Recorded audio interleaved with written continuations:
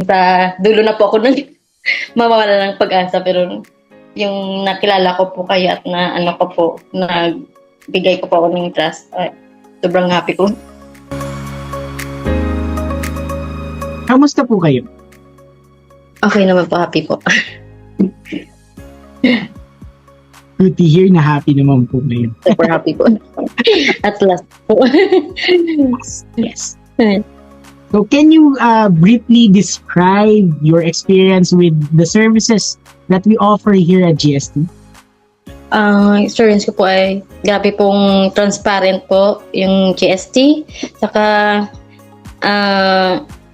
time to time po ina-update po ako ng mga kung ano nangyayari po o ano, yun po. Kaya hindi po ako nawawalan ng pag-asa. Mark, thank you po, and we really hope na nakatulong po kami sa inyong journey. And were there any challenges in your application, and how did GST help you overcome them? Ano po ko, comfortable po ako at kasi po lagi po sila nag-update po, hindi po sila na an update po nila kung so ano po ako sobrang ano po, hindi ko po masabi. Happy lang po. Grabe, laki pong tulong ng GST sa akin po. Para po sa future ko, sa goal ko for a long process po. Thank you po, Ma'am Joyce. And kami po dito sa GST po kami na nakatulong po kami sa inyo. Paano niyo po pala kami natagpuan? O paano niyo po kami, paano niyo po nalaman ang GST? From sa tita ko po. Kasi yung friend niya po, inirecommend ko sa kanya. Tapos nirecommend din po na tita ko ng GST po. Ayun, nirecommend sa akin. Kaya binigay ko po ng tiwala ko sa GST na matutulungan po ako. Thank you po. Tama na si tita ang dahilan. Opo. Maraming salamat. Siya po ang root. Thank you, tita. Nakilala mo ba? We are very happy. What would you like to advise to others who are considering GST Visa Consultancy for their journey?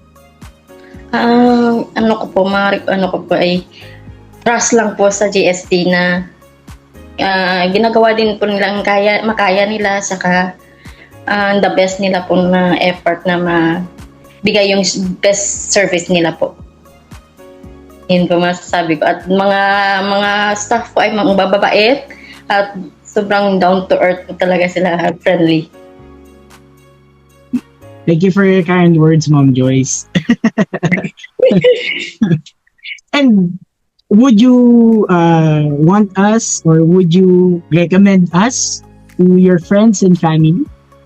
Yes po, yung brother-in-law ko po, yung kasi nga inaano ko po na sa GST na try po na mag-apply at ibigay niya po yung trust niya sa inyo.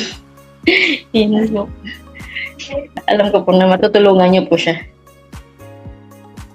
Thank you po, ma'am, sa pag-refer po sa amin, and we will be looking forward na maging matulungan din namin siya, ang inyong brother.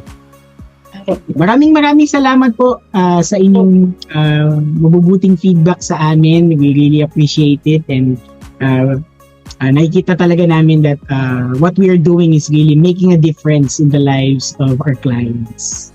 Yes po, as in ano po kasi ako sa dulo na po ako nang mawawala ng pag-asa, pero yung nakilala ko po kayo at na ano ko po, nagbigay ko po ako ng trust, sobrang happy ko.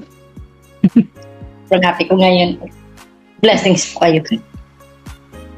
Praise God that nakuha na natin. Po. Thank you po sa lahat po. Thank you din po, ma'am, sa pagtitiwala nyo sa amin dito sa GST Visa Consultancy.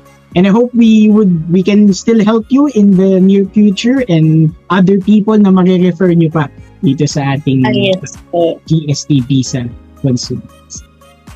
i-recommend ko po talaga kayo. Maraming salamat po, Ma'am Joyce, and thank you so much for sharing your story. Your journey could inspire many others to take the next step toward their dreams. Thank you po sa inyong lahat. God bless you po.